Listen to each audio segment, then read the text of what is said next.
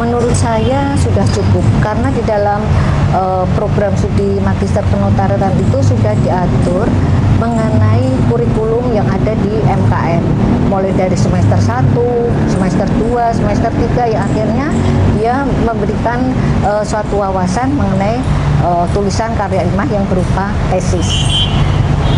Untuk menjadi seorang profesional tentu saja dari diri si notaris itulah yang mau untuk belajar bagaimana untuk menjadi seorang notaris yang profesional.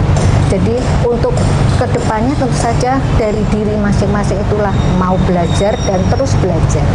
Ya, untuk menjadi notaris itu memang kita harus mengikuti tahapan kuliah magister penotariatan. Nah, disitulah mahasiswa dituntut ya, diberi kesempatan kita belajar untuk menjadi notaris yang handal.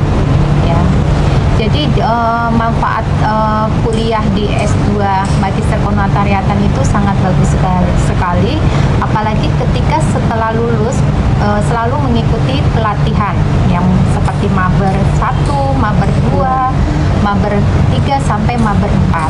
Dan bukan itu juga cukup dari mahasiswa itu harus dituntut untuk menguasai undang-undang jabatan notaris dan kode etik notaris untuk mencapai notaris yang profesional. Untuk berkaitan dengan notaris dilaporkan di MPD dikarenakan dia tidak mematuhi apa yang diperintah dalam UUJN dan tidak mematuhi kode etik notaris, ya, sehingga menimbulkan permasalahan hukum. Jadi tergantung personalnya masing-masing dalam menyikapi keprofesional menjadi notaris, ya. Karena prinsip kita jadi notaris itu adalah prinsip kehati-hatian yang harus ditegakkan.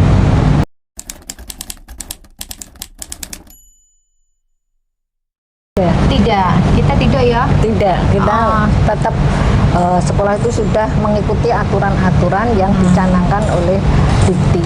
Ya, jadi setiap proses perubahan kurikulum kan selalu dibicarakan. Jadi setiap program studi itu kan ada perkumpulannya, seperti ada perkumpulan untuk MKN yang PTN dan juga yang PTS. Ya, nah di situ pasti semuanya itu mengikuti, ya, mengikuti perkembangan yang ada.